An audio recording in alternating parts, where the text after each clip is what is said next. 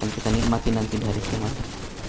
Mudah-mudahan kita semua mendapatkan apa yang dijanjikan Nabi Sallallahu Alaihi Wasallam. Siapa yang bergelap-gelap datang ke rumah Allah, ke masjid di waktu isya dan subuh kalau zaman dulu, karena belum ada penerangan yang memadai, kelak akan mendapatkan cahaya yang sempurna di hari kiamat nanti. Amin ya rabbal alamin.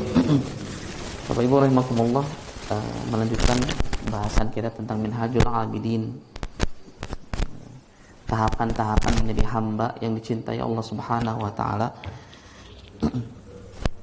Menjadi hamba yang senantiasa mendapatkan keberkahan, karunia, kecintaan dari Allah Subhanahu wa taala. Dan pada subuh kali ini bahasan kita di Aqabah atau tanjakan-tanjakan menjadi seorang hamba yang cinta Allah Subhanahu wa taala itu, di Aqabah keempat tentang kendala-kendala di jalan ibadah. Waalaikumsalam. Semakin kita mengenal Allah Subhanahu wa taala dengan pengenalan yang sebenar-benar pengenalan, mudah-mudahan itu kemudian mendorong kita untuk menjadi lebih bersungguh-sungguh dalam melaksanakan ibadah kita kepada Allah Subhanahu wa taala. Ada seorang ulama yang di antara doa-doanya itu seperti ini: Allahumma ahyiha bima'rifatik wa amitha 'ala syahadati fi sabilik. Ini, ya Allah, hidupkan kami dengan cahaya pengenalan kepadamu, mengenal Engkau dengan sebenar-benar pengenalan, dan wafatkan kami dalam keadaan syahid di jalanmu. Syahid di sini bukan berarti harus di medan perang. Syahid di sini berarti menyaksikan Allah Subhanahu wa taala, lalu kemudian kita berada dalam suasana penuh dengan kebaikan, penuh dengan ketaatan, dan saat suasana seperti itulah kemudian kita ingin kembali kepada Allah Subhanahu wa taala. Ketika seorang hamba mengenal Allah Subhanahu wa taala, maka sebagaimana Ibnu Qayyim mengatakan, jika seseorang mengetahui dengan baik bagaimana penjagaan Allah kepada dirinya, dari mulai dia tertidur sampai terbangun kembali, sampai kembali lagi terlelap, ketika dia menyadari bagaimana Allah Subhanahu wa taala senantiasa menjaga setiap jenak-jenak dalam kehidupannya, maka tidaklah hatinya meleleh, tidaklah air matanya mengalir karena kecintaan kepada Allah Subhanahu wa taala. Jangankan kepada hamba yang beriman, yang melaksanakan ketaatan kepadanya, kepada hamba yang terus-menerus berbuat kemaksiatan, Allah masih mencintainya. Dalam satu riwayat dikatakan, ada seorang hamba 70 tahun melaksanakan kemaksiatan, terus-menerus berbuat kemaksiatan 70 tahun. Dalam kaidah bahasa Arab kadang bilangan itu 7 itu bukan berarti makna yang sebenarnya 70, itu bisa jadi makna yang majazi, maknawiyah gitu. Seperti kita lah, pusing 7 keliling, nah gitu. Cilaka 13 itu bukan berarti bilangannya, menggambarkan keadaannya. Nah, digambarkan hamba ini 70 tahun melakukan kemaksiatan. Artinya dalam rentang kehidupannya dia terus-menerus melakukan kemaksiatan. Lalu ada satu momentum di mana dia tersadar, lalu ingin kembali kepada Allah Subhanahu wa taala, lalu kemudian dia menengadahkan tangannya dan mengatakan ya Rabb, ya Rabb, memanggil Allah Subhanahu wa taala. Digambarkan dalam riwayat itu, fatahjubunal malaikatu sauta, maka malaikat kemudian menutup suara itu supaya tidak tembus ke langit, padahal Allah Maha mengetahui. Sampai berulang 4 kali hamba ini mengatakan ya Rabb gitu. Fatahjubunal malaikatu sauta, ditutup oleh malaikat suara itu supaya tidak sampai kepada Allah, karena orang ini tidak pernah dalam kehidupannya kecuali kemaksiatan, kedurhakaan, seluruh kehidupannya penuh dengan dosa dan kemaksiatan. 4 kali terus-menerus ditutup sampai kemudian dikatakan oleh Allah Subhanahu wa taala, dan Allah Maha mengetahui, ila mata tahjubuna sauta abdi anni, sampai kapan wahai malaikat, sampai kapan engkau terus-menerus menutup suara hambaku dariku. Lalu kemudian dikatakan labbaika abdi, aku sambut panggilan wahai hambaku, aku sambut panggilan. Ini kepada hamba yang berdosa, yang terus-menerus berbuat kemaksiatan, yang jauh dari Allah Subhanahu wa taala. Ketika dia menengadahkan ya Rabb, Allah kemudian membalasnya labbaika abdi. Maka bagaimanakah perlakuan Allah kepada hamba-hambanya yang beriman, yang penuh dengan ketaatan, yang kemudian dia menengadahkan kedua tangannya, ya Rabb, kalau kepada yang berbuat maksiat saja seperti itu Allah Subhanahu wa taala berlakukan, apatah lagi kepada hamba-hamba yang beriman dan penuh dengan ketaatan dalam kehidupannya. Dalam riwayat yang lain, Nabi SAW ketika dalam satu pertempuran kemudian ada banyak tahanan-tahanan, lalu kemudian para sahabat, Nabi dan para sahabat melihat ada seorang ibu yang setiap kali dia menjumpai anak kecil, anak itu kemudian diraihnya, didekapnya, lalu kemudian disusukan. Setiap kali melihat itu terus seperti itu. Jadi ibu ini kehilangan anaknya lalu kemudian setiap kali melihat anak kecil seakan-akan itu adalah anaknya. Lalu kemudian dipeluknya, disusukannya. Lalu kata Nabi SAW, kiranya apa yang mendasari ibu itu melakukan hal tersebut berulang-ulang ketika melihat anak kecil? Para sahabat mengatakan, ya Rasulullah, itu ibu yang kehilangan anaknya dan dia merasakan kecintaan yang sangat ketika melihat anak kecil seakan-akan dia itu adalah anaknya. Lalu kata Nabi SAW, apakah mungkin ibu tadi melemparkan anaknya itu ke dalam api? Tidak mungkin ya Rasulullah, tidak mungkin. Maka kata Nabi SAW, sesungguhnya kasih sayang Allah Subhanahu wa taala kepada hamba-hambanya jauh melebihi kasih sayang seorang ibu kepada anaknya. Jauh melebihi kasih sayang seorang ibu kepada anaknya.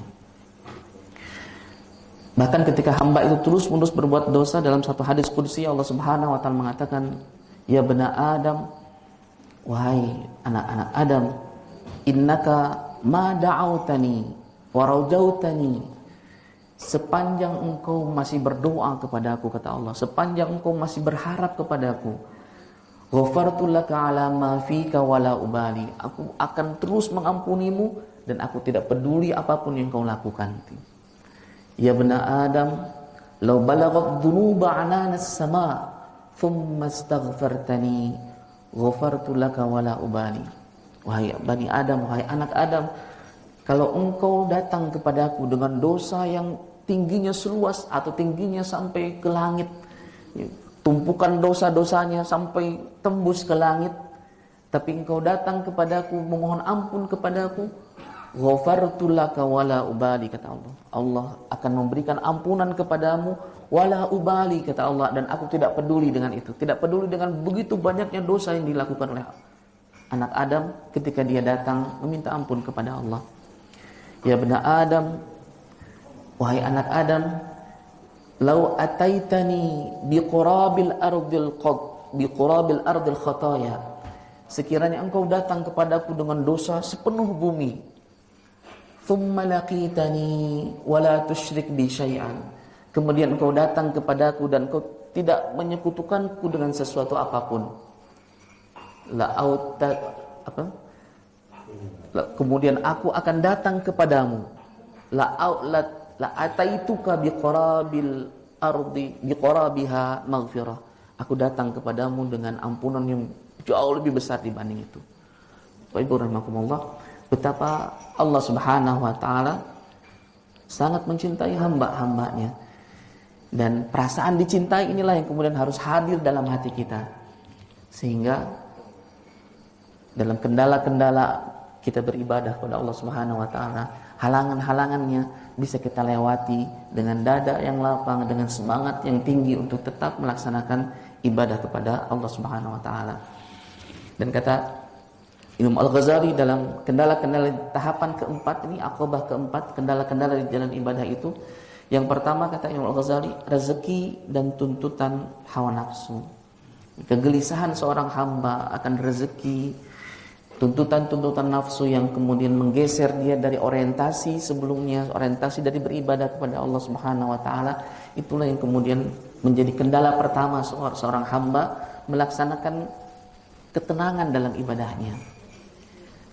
Kegelisahan akan rezeki.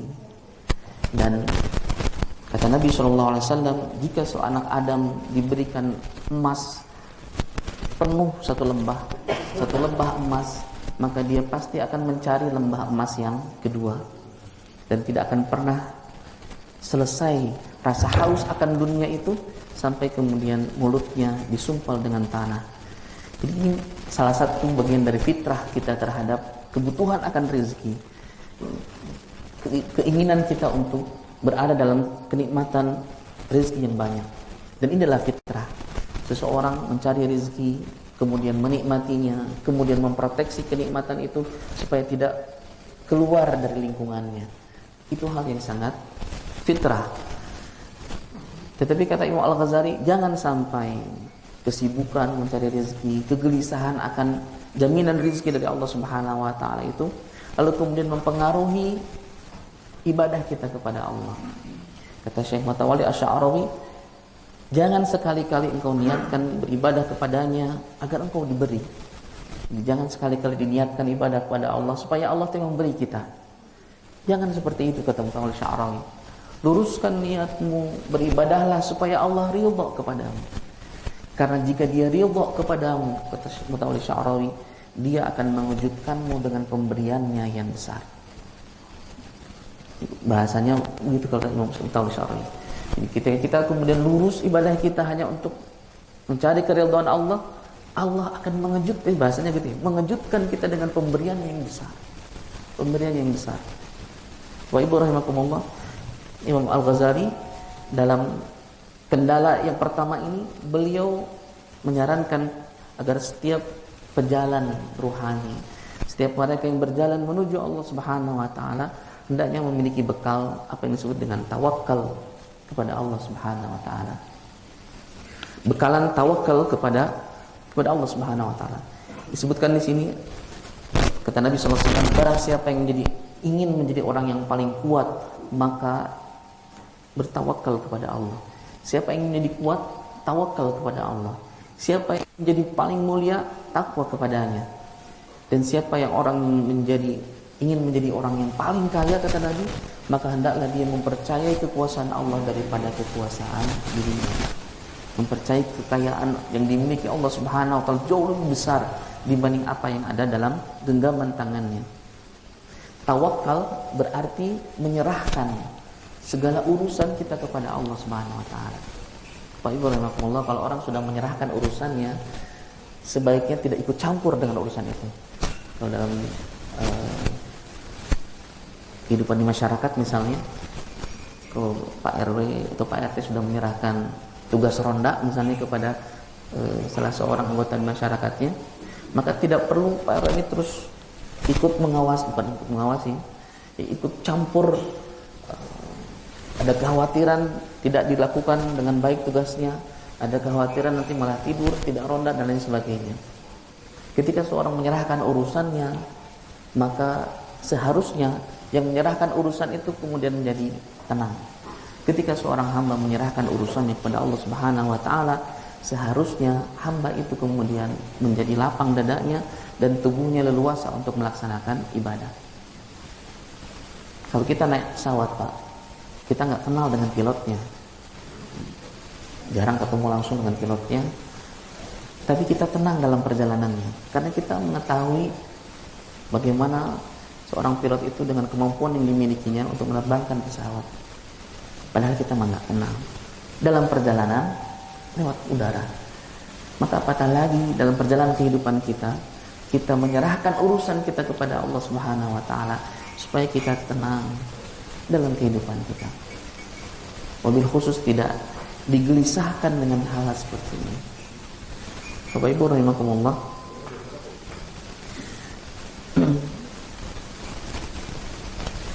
Imam Al-Ghazali kemudian mengatakan di antara indikator ketawakalan seorang itu adalah menghilangkan ketergantungan hatinya terhadap dunia. Total hatinya bergantung kepada Allah Subhanahu wa taala. Dan dalam Asmaul Husna, Allah Subhanahu wa taala memiliki sifat, memiliki nama yang agung, As-Samad. Sebagaimana kita dalam surah Al-Ikhlas, As-Samad. As-Samad itu kata Abdullah bin Abbas, As-Samad itu tempat ditujunya, tempat tujuan seluruh makhluk untuk kemudian bergantung kepadanya.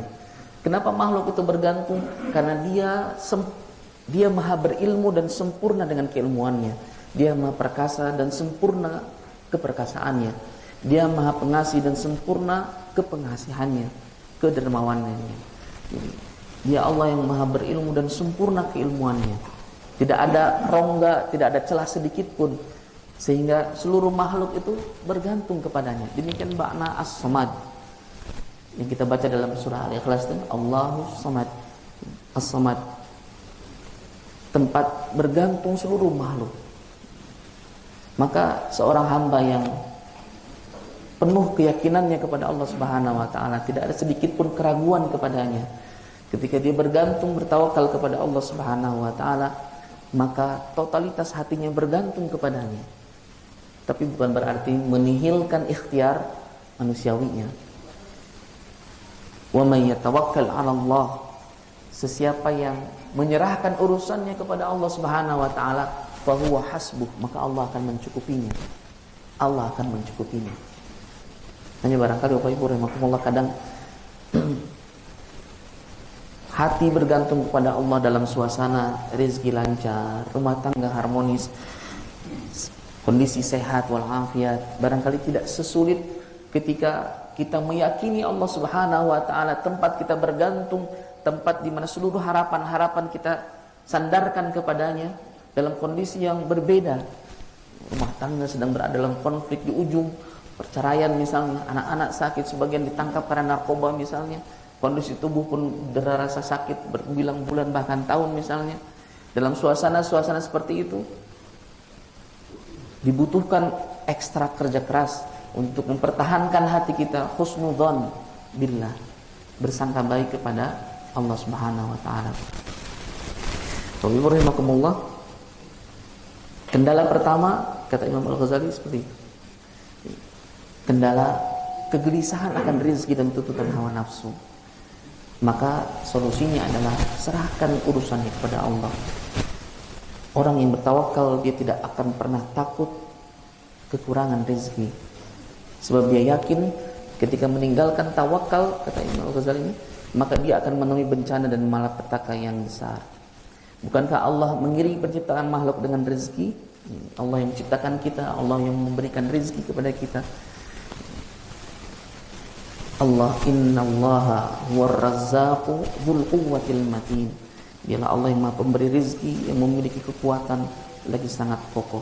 Ma min dabbatin illa 'ala Allahi rizquha. Seluruh binatang, tidak ada satu binatang pun yang melata, melainkan telah Allah berikan kepadanya rezeki. Bapak Ibu rahimakumullah, Imam Malik dengan Imam Syafi'i. Imam Malik ini gurunya Imam Syafi'i. Ada selisih pendapat tentang hal ini, tentang rezeki. Kalau Imam Syafi'i, rezeki tetap harus diusahakan, tetap harus diikhtiarkan. Kalau Imam Malik, serahkan seluruhnya kepada Allah, karena jika dia memberi, dia pasti akan menyampaikan rezeki itu kepadamu. Berselisih pendapat. Lalu kata Imam Syafi'i, dia ingin membuktikan bahwa rezeki itu didapat dengan harus ikhtiar, harus bekerja. Maka beliau bekerja, beliau keluar dari majelisnya mencari usaha di pasar, bahasa kita main ngangkut-ngangkut, apapun lah yang dilakukan supaya dapat rezeki. Dan setelah usahanya itu, orang ini mendapatkan bantuan tenaga dari Imam Syafi'i, lalu kemudian memberikan sekantung buah anggur sebagai balasan upah atas yang dilakukannya. Beliau senang sekali. Ini bukti, kalau saya bekerja saya dapat ini. Contohnya buah anggur ini. Tapi dia ingat kepada gurunya. Jadi buah anggur ini kalau saya nikmati sendiri kurang afdol lah kalau kemudian tidak diberikan sebagiannya kepada guru. Maka dia bagi dua. Dia datang ke gurunya, lalu kemudian mengatakan, guru, ini saya sudah usaha, saya sudah berikhtiar, ya. Ada penekanan di sini, dan saya dapatkan rezeki alhamdulillah. Maka saya berikan kepada Imam Syafi'i. Tersenyum, lalu kemudian mengatakan, alhamdulillah. Tadi pagi karena cuaca yang sangat panas, saya menginginkan andai bisa mencicipi buah anggur di suasana yang sedang terik seperti ini, pasti akan menyegarkan. Dan alhamdulillah engkau datang memberikannya kepadaku. Jadi keduanya kemudian tersenyum. Yang satu, pokok nama rezeki mah ada dari tangan Allah Subhanahu wa taala, kalau sudah waktunya pasti diberikan. Yang satu, ini pun kita harus ikhtiar gitu. Dan dalam perselisihan seperti ini, karena keduanya imam besar, memiliki wawasan keilmuan yang sangat luas, kelapangan dada yang sangat luas, lalu itu menjadi hikmah bagi kita. ada jalan tengah tentunya. Jalan tengah di mana ikhtiar manusiawi terus kemudian dimaksimalkan, tapi hati bergantung kepada Allah Subhanahu wa taala. Bapak Ibu rahimakumullah, yang kedua, kendala yang kedua kata Imam Al-Ghazali, kendala kedua adalah bisikan-bisikan dan keinginan untuk meraih tujuan. Ini bisikan-bisikan dalam hati. Dalam surah An-Nas itu, alladzi yuwaswisu fi sudurin nas, yang membisikkan dalam dada manusia. Minal jinnati wan nas. Dalam tafsir digambarkan yuwaswisu, bisikan-bisikan itu dia akan membesar dan mempengaruhi seorang hamba ketika dia lalai mengingat Allah Subhanahu wa taala.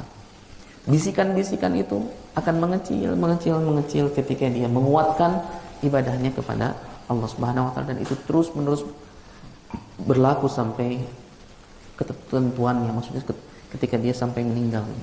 Bisikan-bisikan itu akan selalu ada. Semakin tinggi keimanan seseorang, semakin banyak keilmuannya, semakin banyak ibadahnya, semakin besar pula godaan-godaannya. Bapak Ibu rahimakumullah, maka kata beliau, bagaimana cara menghilangkan bisikan-bisikan seperti itu? Bagaimana supaya kita tetap lurus, istiqamah dalam ketaatan?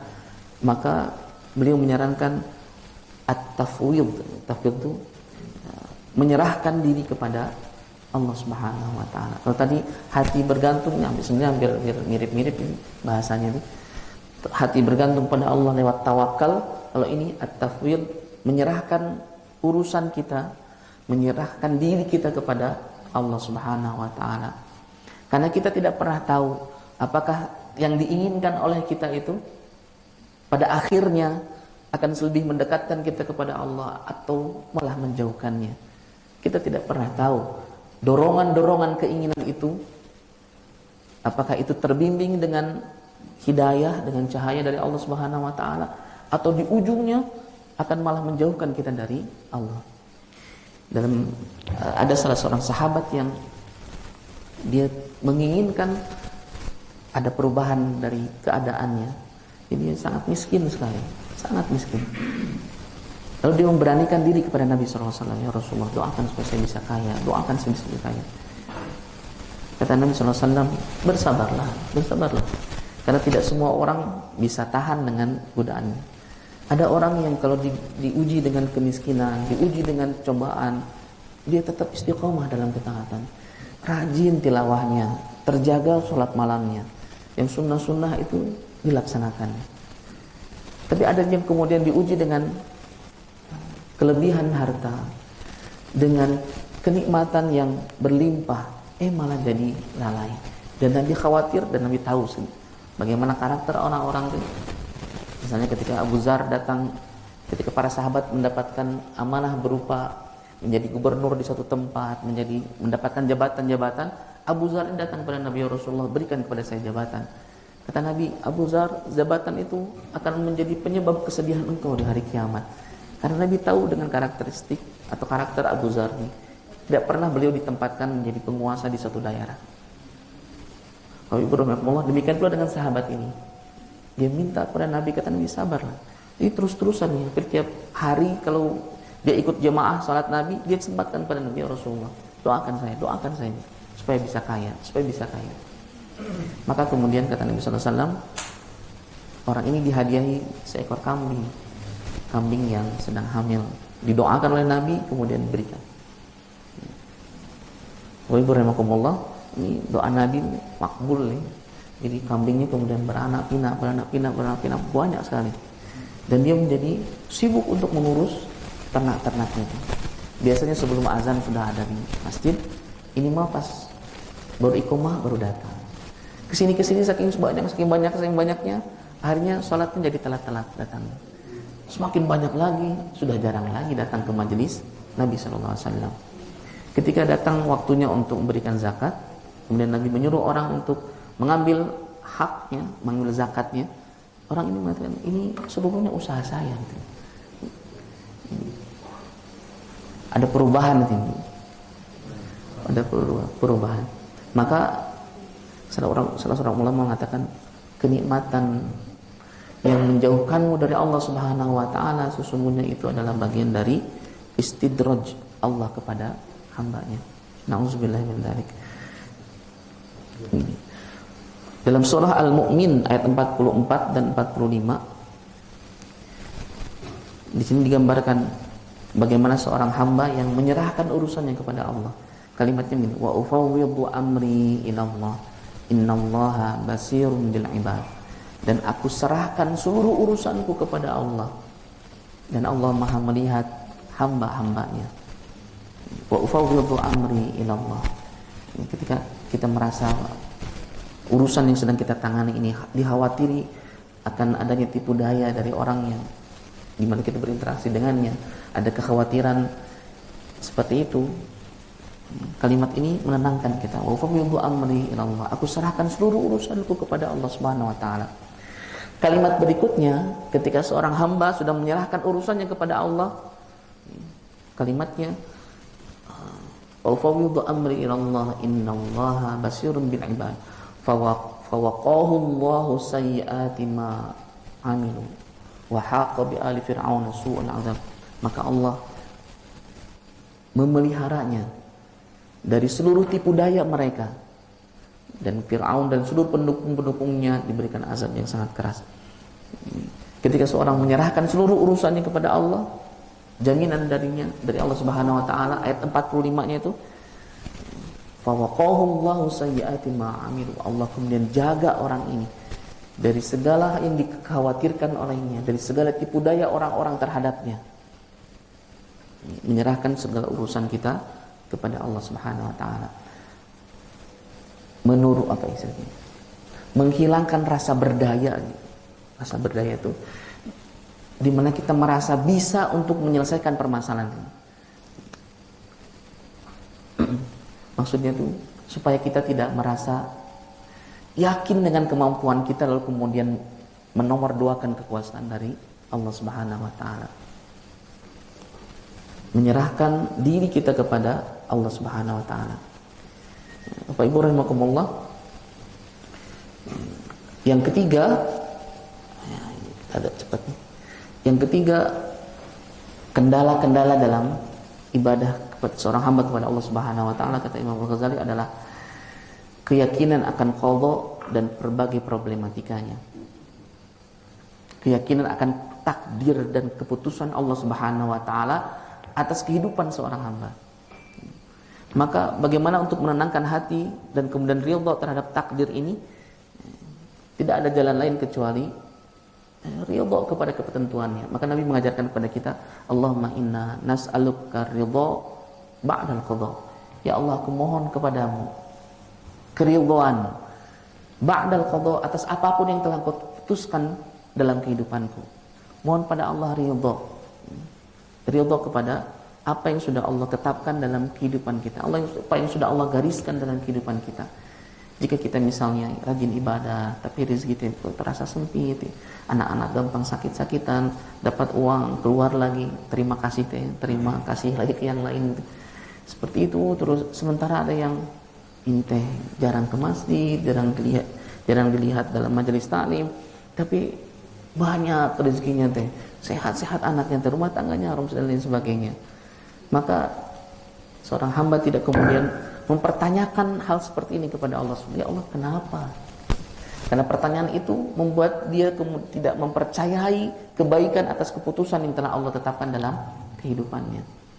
Dan Bapak Ibu rahimakumullah, kenikmatan yang Allah berikan kepada seorang hamba, musibah yang Allah berikan kepada seorang hamba, tidak berarti itu adalah kecintaan, itu adalah murkanya Allah kepada kita. Sebagian besar manusia yang Allah gambarkan dalam surah Al-Fajr menganggap kenikmatan itu bagian dari kasih sayang Allah Subhanahu wa taala. Fa ammal insanu idza mabtalahu rabbuhu fa akramahu wa na'amahu fa yaqulu rabbi akraman. Kalau diberikan rezeki, diberikan kesehatan, kemudahan dalam karir, kesejahteraan yang melingkupi kehidupannya, dia mengatakan rabbi akraman, Tuhanku telah memuliakanku. Wa amma idza mabtalahu faqadara alaihi rizqahu. Tapi manakala Allah batasi rezekinya, Allah ambil kebahagiaan dalam kehidupannya, Allah uji dia dengan berbagai macam hal dalam kehidupannya. Lalu dia mengatakan, Rabbi ahanan, Tuhanku telah menghinakanku. Padahal tidaklah hal seperti ini mempengaruhi kecintaan dan murka Allah Subhanahu wa taala. Cinta Allah ada pada kesabaran seorang hamba ketika diuji, pada rasa syukur seorang hamba ketika diberi. Respon atas ujian, respon atas kenikmatan ini. Bapak Ibu rahimakumullah, Allah sudah tetapkan kehidupan kita. Ada orang ahlul afiyah, ada ahlul musibah. Ahlul afiyah itu orang yang Allah tetapkan dalam kehidupannya. Dia dimudahkan urusan-urusannya dalam hal rezeki, kesehatan, karir, rumah, perniagaan, seluruhnya Allah mudahkan untuknya. Ahlul afiyah, jarang orang melihat ujian dalam kehidupannya.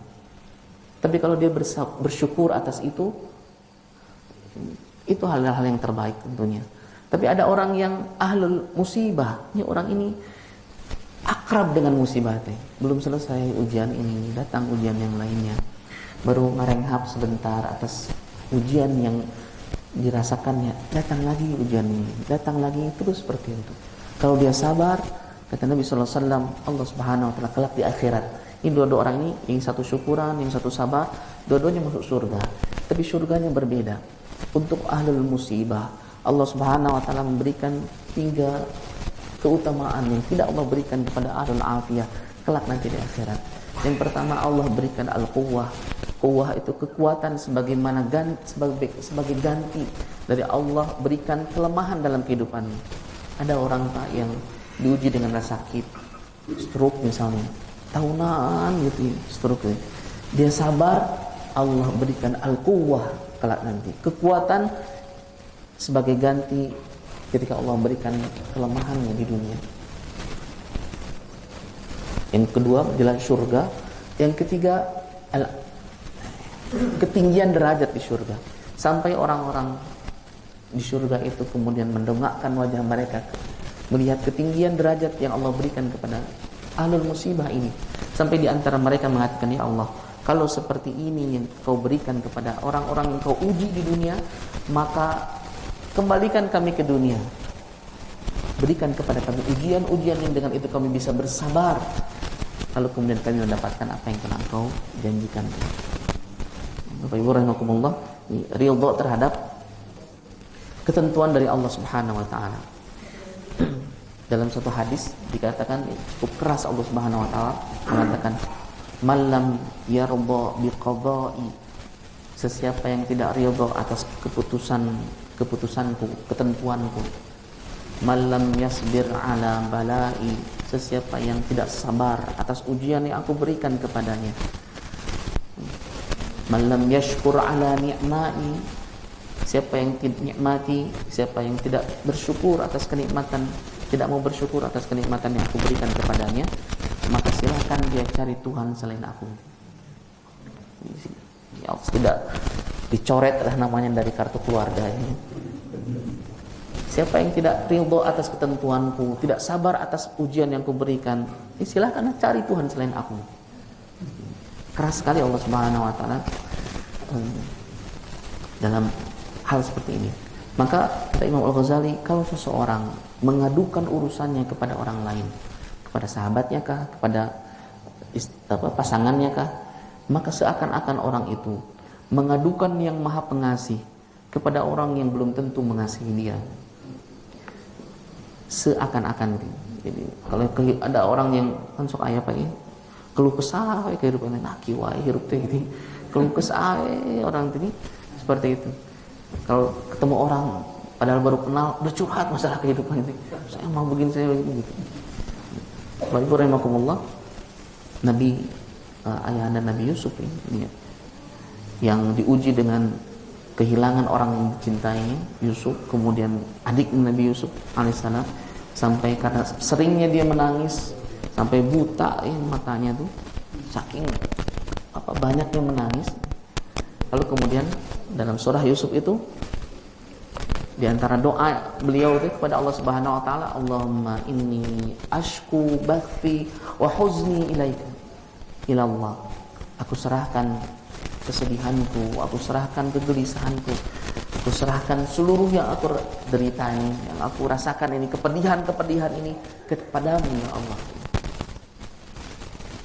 Maka curhat seorang kepada Allah tidak akan bocor.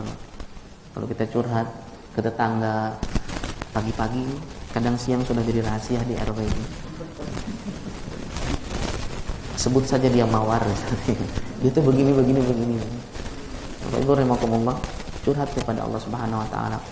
Maka yang gelisah akan qada yang sedang dijalaninya, takdir yang sedang dijalaninya, tidak ada jalan lain kecuali memaksakan diri supaya ridha kepada Allah Subhanahu wa taala. Ridha atas ketentuan-ketentuannya, dan Allah Subhanahu wa taala tidak pernah zalim kepada hambanya. Apa yang diputuskan itulah yang terbaik menurut kacamata Allah Subhanahu wa taala. Maka Imam Ali bin Abi Thalib mengatakan, jika aku berdoa dan aku diijabah, hatiku tidak terlalu bahagia. Tapi kalau aku berdoa dan Allah mengijabah yang lain, itulah salah satu puncak dari kebahagiaanku. Karena aku ingin berdoa, ketika aku berdoa, aku menginginkan sesuatu, itu kan mauku sendiri, keinginanku, yang belum tentu bisa jadi di kemudian hari ada hal-hal yang justru menjauhkan aku dari Allah Subhanahu wa taala. Tapi jika kemudian Allah Subhanahu wa taala mengalihkan keinginannya kepada hal yang lain, maka itu adalah keinginan Allah Subhanahu wa taala, dan keinginan Allah pasti adalah yang terbaik. Pasti yang terbaik. Bapak Ibu rahimakumullah, kalau ibu sedang dimasaknya di dapur, sedang mengiris-ngiris bahan-bahan untuk dimasak, kemudian anak kita yang paling kecil melihat pisau di tangan kita dan sepertinya menarik, dia kemudian minta kepada ibu pisau tersebut. Ibu yang baik, yang tahu betul bahwa pisau ini kalau dipegang anak kecil tidak hanya akan membahayakan dirinya, bisa jadi kalau dia main membahayakan teman-temannya. Maka ibu tidak ngasih pisau itu. Ya, anaknya malah nangis, menggoler-goler gitu, minta-minta gitu. Sampai nyebut si ibu mah jahat.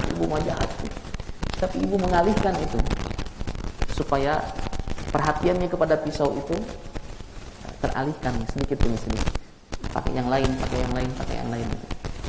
Sedramatis apapun gitu, si anak ini menangis, tidak akan diberi, karena pisau itu bisa jadi berbahaya untuk anak itu.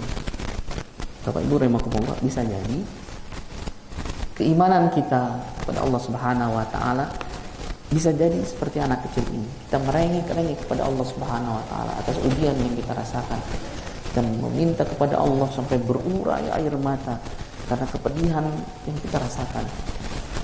Dan kita menginginkan perubahan keadaan ini dari kegelisahan menjadi tenang, dari musibah menjadi sesuatu yang membahagiakan, dan ternyata tidak diberi.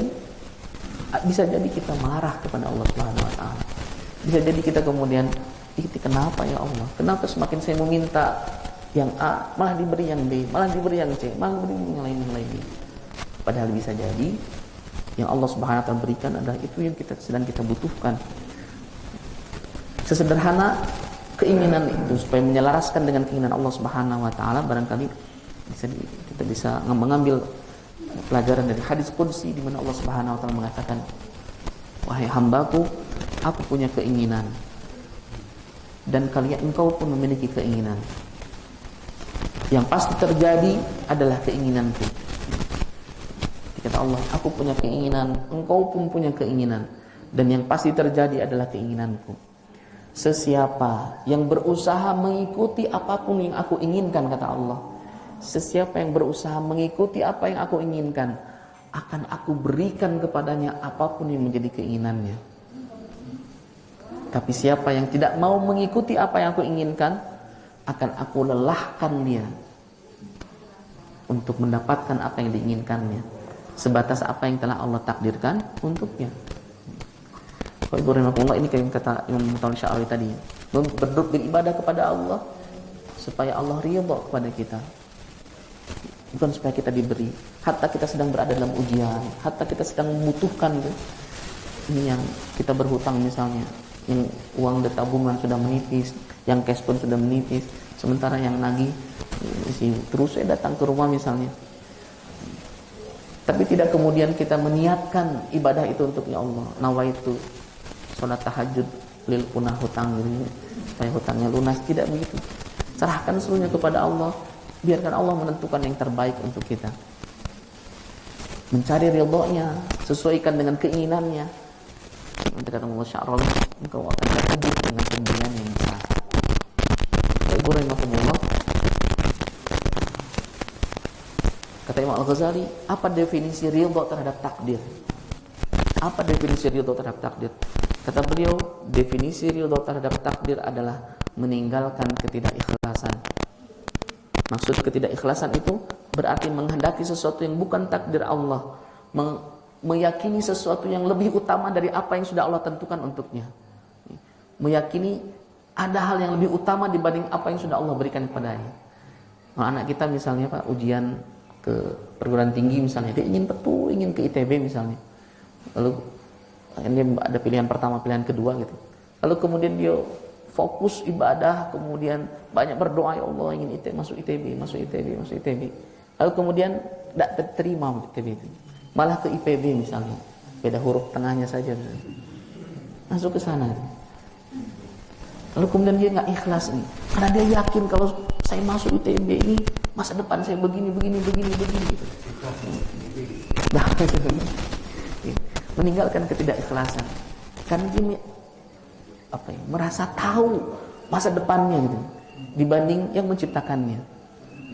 Wa ibu rahimakumullah, ini ketidakikhlasan yang dimaksud oleh Imam Ghazali itu, ketidakikhlasan seorang hamba atas takdir yang Allah Subhanahu wa taala tentukan untuknya. Terakhir, Bapak Ibu rahimakumullah, terakhir yang menjadi kendala seorang dari ibadah kepada Allah Subhanahu wa taala itu adalah berbagai musibah dan kesulitan dalam kehidupannya. Banyaknya musibah, kesulitan dalam hidup yang kemudian memalingkan seorang hamba untuk beribadah kepadanya. Apa solusinya kata Imam Al-Ghazali? Tidak ada jalan lain kecuali sabar dalam menjalaninya. Sabar teh 5 huruf Pak, sederhana mengucapkannya teh, tapi kalau kita menjalani, ya Allah, tidak sesederhana itu menjalani itu. Tetap yakin kepada Allah di tengah ujian, tetap berbaik sangka kepada Allah Subhanahu wa taala.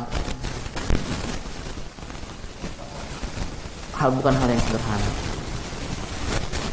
Apa saja contoh-contoh musibah dalam kehidupan yang digambarkan oleh Imam Al-Ghazali ini? Kata beliau, berbagai musibah ini diantaranya misalnya seseorang itu tidak dikatakan beribadah kalau dia tidak merasakan kesulitan dalam dirinya. Dia tidak disebut melaksanakan ibadah kalau tidak merasakan kesulitan dalam proses ibadah itu. Jadi kan pada umumnya kita kadang merasa sulit untuk ibadah ya Pak. Seperti hadir di majelis taklim subuh-subuh lagi apalagi. Sekarang kan jam 4 itu nih.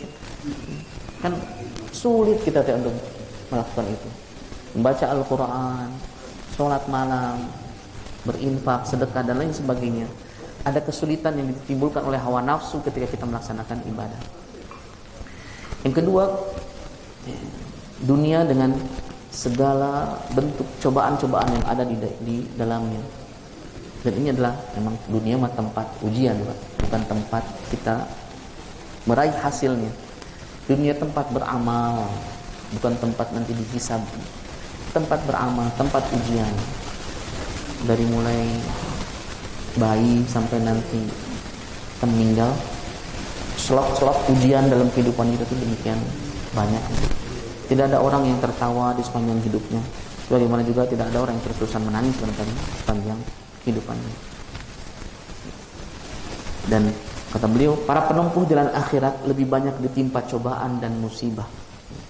Para penempuh jalan akhirat paling banyak ditimpa cobaan dan musibah. Itu yang kemudian Nabi SAW mengatakan, manusia yang paling banyak dicoba, yang paling banyak diuji adalah para nabi.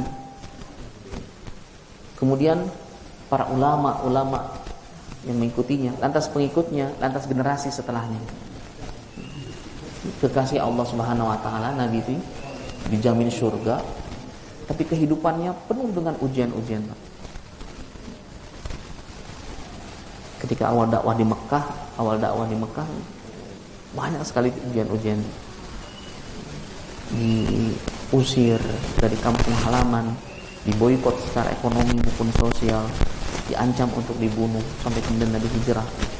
Ketika awal hijrah, ini orang-orang kaya yang masuk Islam itu kan awalnya orang terpandang yang punya harta, punya kekuasaan di Mekah itu, kemudian ketika ikut Nabi hijrah menjadi fakir, muhajirin yang fakir, yang tidak memiliki harta. Dan Nabi SAW merasakan betul, sehingga kata Aisyah, pernah 3 bulan lamanya tidak ada asap keluar dari dapur kami. Ini tidak masak selama 3 bulan. Itu di awal hijrah. Padahal kalau mau Nabi itu luar biasa sih. Kalau mau misalnya Nabi bisa pada para sahabatnya giliran dari Senin sampai Ahad, sampai Senin lagi misalnya. Kata Nabi misalnya, hari Senin ini saya ingin kurma yang bagus misalnya. Hari ini saya ingin paha kambing. Besoknya pengen. Itu sahabat pasti bersungguh-sungguh Pak untuk menyediakan yang terbaik untuk Nabi SAW. Tapi tidak, Nabi merasakan betul apa yang dirasakan oleh umat.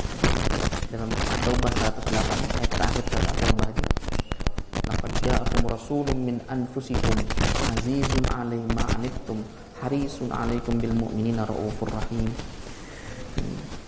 Nabi merasakan betul penderitaan yang kita rasakan, menginginkan betul kebaikan untuk kita, tidak hanya di dunia, di akhirat pun beliau sangat menginginkan kebaikan untuk umatnya, untuk kita umatnya.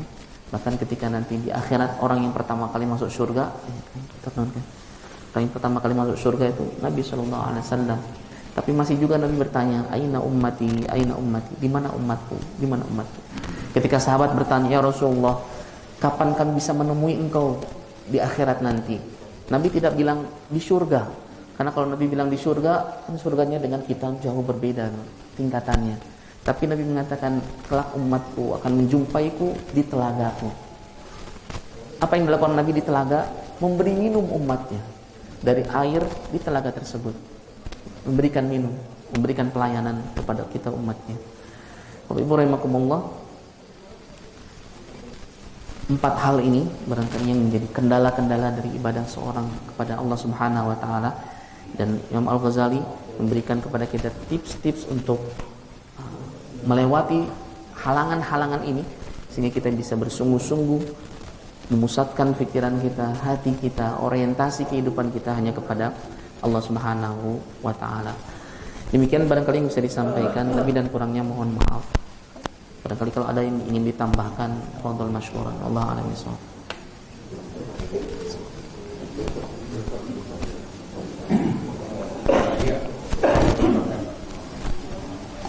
Kayaknya kajian kita tuh angin surga semua Pak hari ini Pak.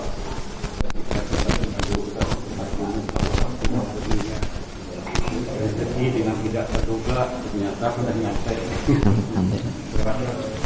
Terus apalagi tadi kita serahkan saja semuanya urusan sama Allah. Rasanya senang banget Pak jadi orang Islam itu Pak.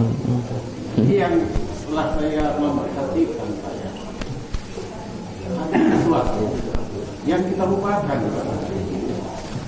yaitu ada persyaratannya, dan persyaratan ini jarang yang kita penuhi Pak. Itu yang saya rasakan selama ini. Sebab selama ini saya selalu mendapat ceramah yang seperti ini Pak, angin surga semuanya. Sebagai contoh, sebesar apapun dosamu, Allah akan mengampuninya. Tadi kan Bapak dalam salat subuh membacakan surat ampunan kepada Allah. Jadi orang yang bisa, yang dikatakan orang yang beriman, bertakwalah dengan sebenar-benarnya takwa dan minta ampunlah kepada Allah. Mudah-mudahan Allah mengampuninya. Jadi untuk bertaubat karena taubat syaratnya ada orang yang beriman. Itu Pak. Terus dikatakan lagi, jadi artinya Allah akan mengampuni. Yang kedua tadi dikatakan lagi, rezeki itu udah dijamin. Ternyata benar udah dijamin Pak. Tapi Bapak kutip, rezeki itu dijamin pada Allah.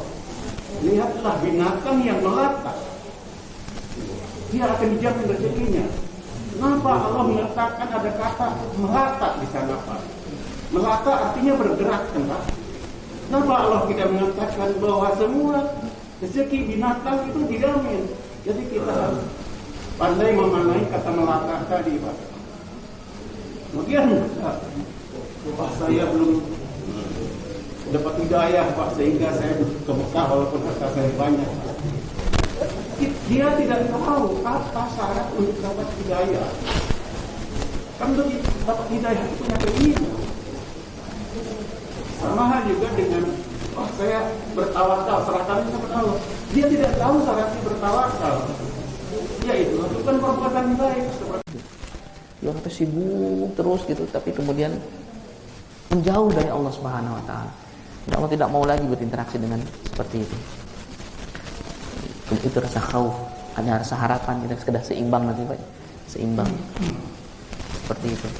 Insyaallah dalam kajian bulan depan insyaallah kita bahas tentang hal-hal yang harus dimiliki oleh seorang hamba supaya nanti seimbang. Karena kalau seperti tadi Pak, terlalu dominan rasa harapannya. Nah, pokoknya mah ibadah apa teh? Dosa pasti diampuni kalau kita taubat. Dosa we tenan naon sih. Meringan-ringankan melakukan dosa itu. Meringankan tenan naon kalau kita melakukan dosa asal taubat Allah pasti. Terus seperti itu. Padahal di sisi yang lain innallaha syadidul iqab. Allah itu maha keras siksaannya itu. Seperti itu. Jadi ada keseimbangan. Kalau Ibnu Qayyim menggambarkan seorang hamba itu seperti burung katanya. Dua sayapnya roja dan khauf. Tapi kepalanya yang menjadi guide di mana dia terbang itu adalah cinta kepada Allah Subhanahu wa taala. Mahabbah, khauf dan roja sehingga bisa terbang dengan lancar lah gitu. Seperti itu. Wallahu a'lam bishawab. Kalau tidak lagi barangkali kita cukupkan sini. Mudah-mudahan apa yang kita bahas bermanfaat untuk kita semuanya. Mudah-mudahan Allah berikan kekuatan, kesabaran, juga kemampuan kepada kita untuk terus-menerus memperbaiki diri. Bekalan pulang kita kepada Allah. Mudah-mudahan Allah memberikan keistiqomahan kepada kita, hidayah kepada kita, dan ujung kehidupan kita Allah hadiahkan kepada kita husnul khatimah. Demikian kita yang bisa disampaikan, lebih dan kurangnya mohon maaf. Kita tutup dengan doa kafaratul majlis. Subhanakallahumma bihamdik asyhadu an la ilaha illa anta astaghfiruka wa atubu ilaik. Hadanallahu wa iyyakum ajma'in. Assalamualaikum warahmatullahi wabarakatuh. seorang sahabat dia pernah jatuh, Nabi, kenapa kamu biarkan unta kamu nggak terikat? Saya udah bertawakal kepada Allah itu. Ikat dulu baru bertawakal.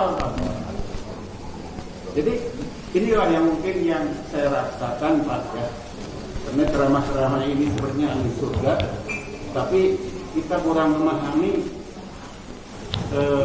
syarat-syarat yang harus dipenuhi. Berdoalah kepada kamu, ya berdoalah kepadaku, pasti aku mengabulkannya Pak ya. Tapi apa kata Allah? Kerjakanlah apa yang aku perintahkan. Itu Al-Baqarah 186. Mohon ininya Pak, pencerahannya lagi Bapak.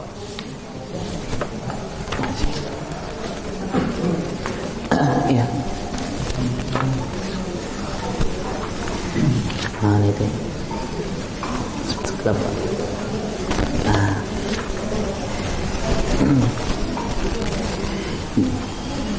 Jadi kalau misalnya tadi disampaikan seakan-akan itu angin surga, bahasannya itu. Bahasannya. Kan kita kan baru tahapan keempat nih Pak, tentang kendala-kendala dalam ibadah. Jadi tahapan kelima, pendorong-pendorongnya itu seperti apa? Jadi tidak semudah itu ya barangkali. Orang mengatakan hidup itu tidak semudah membalikan tangan, tapi kan kenyataannya memang semudah membalikan tangan. Membalikan tangan maksudnya doa ke Allah itu. Berdoa kepada Allah Subhanahu wa taala. Apapun berdoa. Nah, kemudian rezeki. Kenapa binatang melata disebut di sana? Allah alam, yang saya tahu dalam tafsirnya itu binatang melata itu yang dianggap tidak memiliki kekuatan apapun. Tidak seperti binatang lain yang bisa bergerak lincah gitu. Ini melata. Untuk yang melata saja, yang dianggap tidak memiliki kemampuan untuk bergerak, dijaminkan oleh Allah rezekinya. Apatah lagi yang maksudnya gerakannya tidak sesigap yang lincah itu bergerak. Dan rezeki itu ada dibagi dua. Ada rezeki yang umum, ada yang khusus. Rezeki yang umum itu Allah berikan kepada semua orang. Mau kafir, mau berbuat kebaikan, keburukan, seluruhnya Allah berikan. Itu rezeki yang umum. Matahari kita misalnya. udara yang melingkupi atmosfer kita, itu Allah berikan. Tidak dipisah-pisah gitu. Yang ini tara sholat ke masjid, oksigennya dikurangi ke Allah misalnya.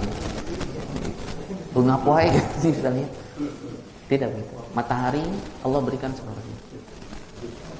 Itu rezeki umum. Ada yang rezeki khusus Allah peruntukkan bagi hamba-hamba yang taat kepadanya. Seperti Ar-Rahman, Ar-Rahim. Rahman, kasih sayang Allah untuk seluruh makhluknya. Ar-Rahim dikhususkan untuk orang-orang yang dicintainya. Kita bisa berkumpul di majelis taklim, Pak. Bisa dengerin taklim, bisa bareng-bareng belajar, bisa sholat subuh di masjid. Itu rezeki yang luar biasa yang Allah berikan pada kita. Kita bisa bangun, orang lain pada tidur, kita sholat. Ya Allah, itu rezeki yang luar biasa.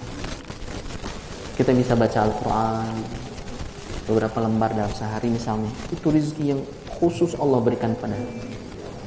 Tidak semuanya orang bisa menikmati sebagaimana yang Allah berikan. Kalau Ibnu Taimiyah sampai mengatakan begini, kebahagiaanku, puncak kebahagiaanku ada di sini. Yang kalau raja-raja itu mengetahuinya, mereka pasti akan merebutnya hatta dengan pedang-pedang mereka. Kalau mereka ingin membunuhku, itu justru adalah waktu perjumpaan aku dengan Tuhanku.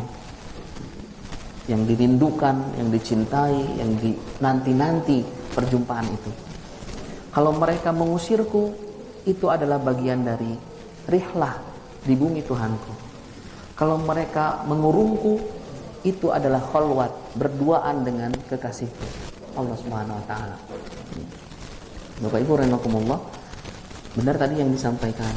Ini Allah teko demikian mudah kepada hambanya tuh, yang dosanya udah banyak aja, kalau dia doa diampuni oleh Allah tuh. Memang begitu, Pak. Memang begitu kasih sayang Allah Subhanahu wa taala.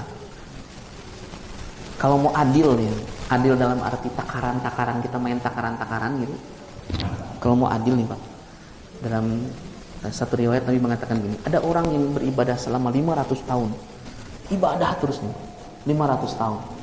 Lalu kemudian orang ini ditanya, dan dia merasa bahwa dia akan masuk surga dengan ibadahnya yang 500 tahun itu. Ketika kemudian dikatakan kepada orang ini, timbang kenikmatan yang aku berikan dengan ibadah yang kau lakukan. Ternyata baru nikmat mata saja, Pak. Itu sudah jauh lebih besar dibanding ibadah yang dilakukan. Mungkin ada di kalimat quote yang cukup bagus ya. Kalau bahasa Sundanya itu gini, ya Allah, hapunten bahasa Indonesia kan ya Allah, maafkan kami jika ibadah kami ini tidak sebanyak permohonan kami. Jika ibadah yang kita lakukan ini tidak sebanyak yang kita inginkan, kita mintakan kepada Allah Subhanahu wa taala. Warahmatullah. Maka agama itu ad-din yusrun. Mudah agama itu. Dan tidaklah seorang menyulitkan, melainkan dia akan bahasanya tumbang dengan itu. Dan kalau kita ingin menyulitkan, azimah, mengeraskan dalam ibadah nih, disiplin luar biasa, itu harus ke diri kita. Ke orang lain rukhsah, meringan-ringankan, dan itu dibolehkan. Dibolehkan. Abdullah Nasih Ulwan dalam tingkatan-tingkatan makrifat kepada Allah Subhanahu wa taala ada kaidah muaqabah. Muaqabah teh menghukum diri kita. Umar bin Khattab misalnya, beliau sedang berjalan menuju masjid untuk salat jamaah salat asar. Kemudian terlewat kebunnya. Dia lihat-lihat kebunnya teh. Kemudian dia datang ke masjid, jamaah sudah selesai, Pak. Nah, kata Umar, ya Allah, saya telat sholat jamaah asar gara-gara melihat kebun. Maka saksikan wahai kaum muslimin, kebun ini saya sedekahkan untuk Baitul Mal, untuk kaum muslimin. Umar begitu. Tapi Umar tidak kemudian mengatakan kepada setiap orang yang telat sholat jamaahnya hal yang sama. Bapak ini telat sholat jamaah, punya apa Pak? Sedekahkan, enggak begitu. Karena berbeda tuh. Azimah itu untuk diri kita, keras itu untuk diri kita. Ke orang lain rukhsah, Pak, memudah-mudahkan. Bapak nih Di antara amal harian yang harus dilakukan itu, misalnya saya harus baca Quran satu hari 1 juz misalnya. Saya harus sholat malam minimal 2 rakaat dan 3 rakaat sholat witir misalnya. Saya sedekah setiap pagi karena bagian dari keberkahan yang luar biasa sedekah pagi itu, yang dimana 2 malaikat turun, satu mendoakan ya Allah berikan kelapangan untuk mereka yang bersedekah, yang tidak mau sedekah ya Allah berikan apa ya, hal yang sebaliknya gitu. Pak Ibrahim itu komitmen kita misalnya. Karena kesibukan capek malamnya nggak sholat tahajud kita tepat hatta 2 rakaat, witir kita kelewat pagi-pagi, ya Allah kenapa ini capek jadi nggak sholat tahajud. Sebagai hukumannya saya sedekah 2,5 juta misalnya. Boleh Pak, boleh, tapi tidak untuk ke orang lain. Orang lain mah rukhsah Pak, meringankan. Saya misalnya pokoknya habis maghrib, habis subuh harus baca Quran 1 juz misalnya. Kemudian itu kelewat, diganti mu'aqabah dengan yang lainnya. Dibolehkan. Tapi kalau ke orang lain tidak Pak. Rukhsah itu. Rukhsah ke orang lain itu. Nabi kalau sholat yang lama itu sholat sunnah Pak. Kalau sholat wajib biasanya singkat. Apalagi kalau ada suara tangisan anak, Nabi mempercepat sholatnya. Meringankan. Tapi kalau sholat sendirian, Aisyah radhiyallahu anha sampai mengatakan tengah malam saya bangun, lihat Nabi masih sholat. 3 malam saya bangun, masih sholat juga. Sampai jelang subuh, usai Nabi sholat tuh, sampai kakinya bengkak karena lamanya berdiri dalam sholatnya. Padahal surga sudah dijaminkan, dosa sudah diampuni, segalanya sudah Allah berikan. Tapi begitu ibadahnya. Apatah lagi kita Pak, surga belum dijamin gitu. Dosa juga belum tentu dihapuskan gitu. Apatah lagi dengan kita. Insya Allah bahasan ke depan ini tentang pendorong-pendorong ibadah ini. Seperti misalnya rasa takut, khauf dan roja. Rasa takut apa ya? Takut ditinggalkan oleh Allah Subhanahu wa taala. Takut Allah tidak memperhatikan kita. Karena di antara indikator Allah Subhanahu wa taala memalingkan seorang hamba darinya, indikator di mana Allah Subhanahu wa taala tidak mau berinteraksi dengan seorang hamba, Allah berikan kesibukan yang menjauhkan dia dari akhiratnya.